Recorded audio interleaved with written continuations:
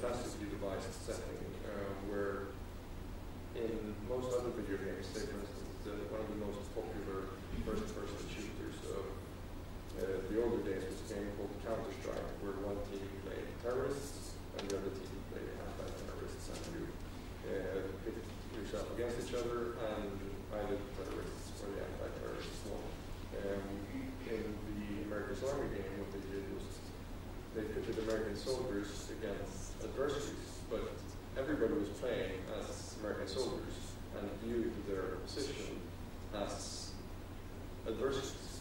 So you were always fighting on the right side, regardless of who you were. So, but we don't do that much work in that space, unfortunately. Neither does our clients.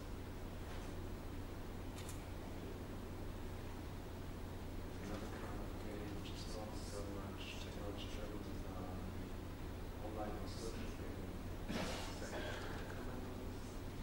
Yeah, I think that what we've seen with the social gaming sector is fantastic, primarily because it's helping us go from,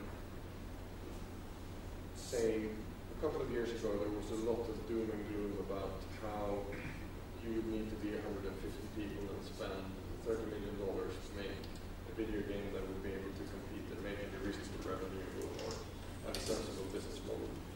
And of course that's a lot of money to spend, it's a huge amount of risk. The fact that the social games have been working to find an audience where people are interested in different experiences and not necessarily experiences that are expensive to create and deliver, but rather where the focus lies on creative design is, I think, very encouraging because it allows for a larger amount of content to come to fruition. Also, for a lot more of a test and try approach, where it's easier to launch a game, see what sticks. If it doesn't stick, then move on to the next. Whereas in a traditional video game development cycle, you have, say, half a year concept facing, then 9 months of pre-production, then you go into production, which might last for a year, year and a half, and then 30 odd months afterwards you ship your title, you've spent $30 million, and you just keep your fingers crossed that this is what the market wants. Here with the social gaming space, you can spend a couple of months, or even a couple of weeks, test an idea, launch it into the consumers, see if it works. If it doesn't work, well, we'll refine it. Looking at the guys at Singer, for instance, with Farmwood, when you launch traditional video game or PC game, you might patch it or add a couple of add-ons later to enhance the experience, where people that work in the social media space, they constantly track their consumer behavior and tweak the game experience to better appeal to that demographic. And that's also having something that's delivered online or through the browser allows you to constantly tweak your experience so that you're essentially releasing a new version of your game every 2 days or every 3 days. And that really, again, is something that I think at the end of the day is very likely to benefit the consumer. Even of course it will benefit the game developers or the publishers that can deliver this tailored experience to the audience. But it's also benefiting the audience because they get a product that becomes better and better day by day and takes care of their needs more and more. Absolutely, definitely an evolutionary process, and I think that that's a very interesting and sound way for something to be able to grow collaboratively really with the users, essentially using their behavior to deliver a better experience for them. Any questions?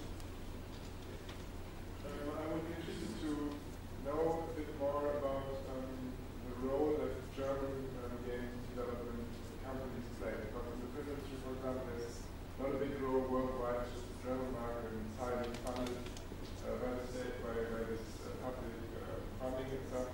How is the situation of the German games industry? Do you have German clients, and developing games for the worldwide market, and how big is this percentage, or is it just America mainly doing this job, or in numbers?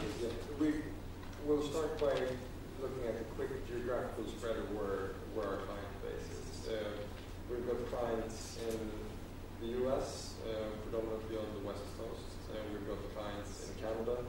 In Europe, we've got clients in Finland, the UK, the Netherlands, the Czech Republic, Hungary, and we actually have one client in Germany, in Berlin.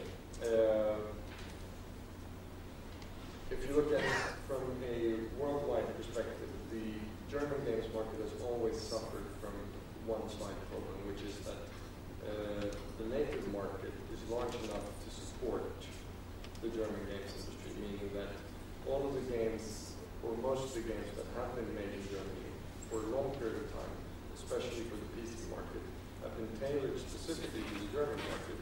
And the German market and German sensibilities are slightly different than the North American or the Anglo-Saxon culture paradigm, or what we might call it, which meant that it has been very hard to export those types of experiences. What we're seeing these days is that there's a couple of German companies that are making a big splash internationally. One of the largest German development companies, or the largest German development company, also one of the largest in the world, is a company called Crytek. They were successful initially with a game called Far Cry. They're doing a game called Crysis, actually the sequel to Crysis 2 for EA, who's the second largest publisher in the world after Activision Blizzard. And they also have a direct cooperation with Microsoft on a game called Kingdoms, which is not being developed in Germany, but being developed in their Budapest studio. And they are held in very high regard internationally. There's also a couple of German other products that have been successful internationally. They're predominantly RPG products. And now we're seeing, however, that a lot of the outside world is starting to look to Germany for solutions in the free-to-play or online social space. So I believe that that's where currently, looking on a worldwide level, and where Germany has the opportunity to continue to grow and become a leader.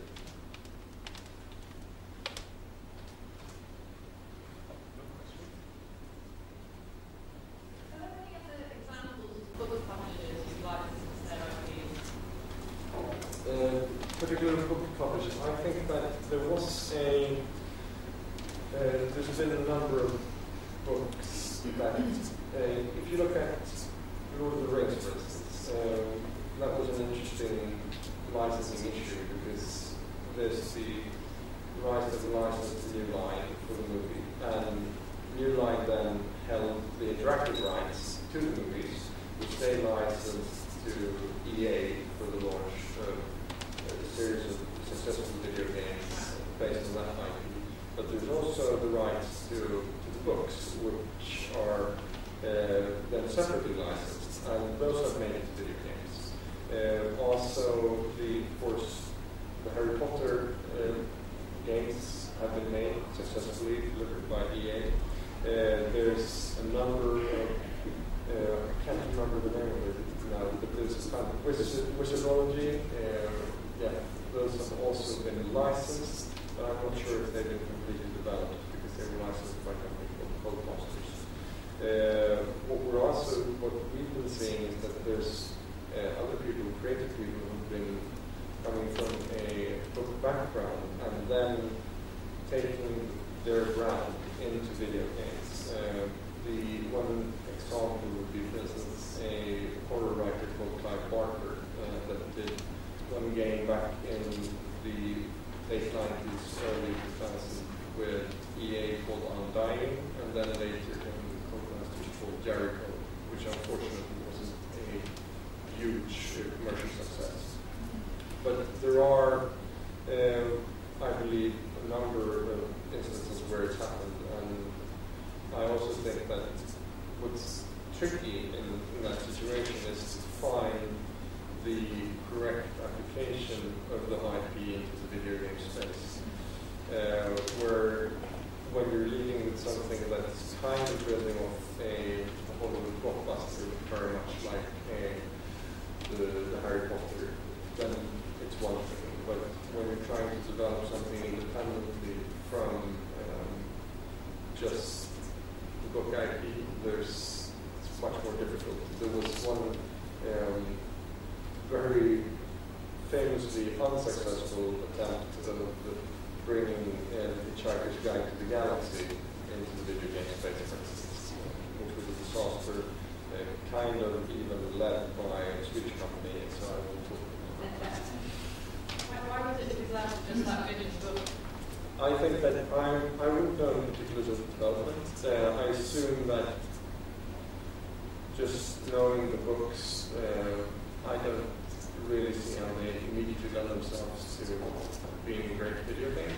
On the other hand, it was also a process that was not necessarily managed in the best managed, and I also think that the IP ended up with a developer that perhaps wasn't ready to make that giant leap. Is there any instance of a game that has actually gone backwards into a book, and I say gone backwards into a real big inventive story? But is there any instance of a game or film game IP that you know of that's gone into book form? Absolutely. If you look at for instance, the Warcraft books and Starcraft books that are based on the Warcraft Starcraft IP for Blizzard, that's one instance. Also, we've seen a number of, not necessarily books, but other media adaptations where we've seen TV series or we've seen feature films being developed based on IP that have been developed initially for the game space. So, and there we have the Resident Evil, we have Silent Hill that's been made into a movie, we have Doom being made into a movie, etc., etc. And some of those movies are actually not that bad. I think we've been doing monster books as well, quite a few right now. That might be true. Monsters is not my expertise. No, it isn't, but it's sort of in the same perspective.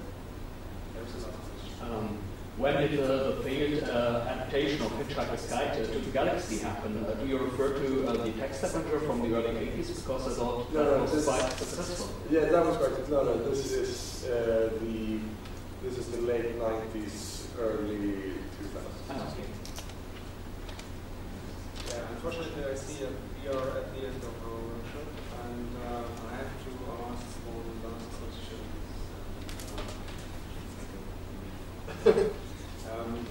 Last question is, what are the future perspectives you see one within the game industry, and what are maybe the corresponding opportunities? I think that the major opportunity for games going forward is that we're going to see an increasing opportunity for people to enjoy parts or the full game experience wherever they are on whatever device they want. So I believe in strong interconnectivity and also cross-device coordination for one big experience. And that's for the people that are able to capitalize on that. I think that there will be a huge opportunity. And what's interesting about that for both books, film, and other media is that the foundation for creating such an experience is to have great IP, which you can rest that experience upon, so that that IP can be experienced on different devices, in different situations, and with different people. Thank you very much for joining us, and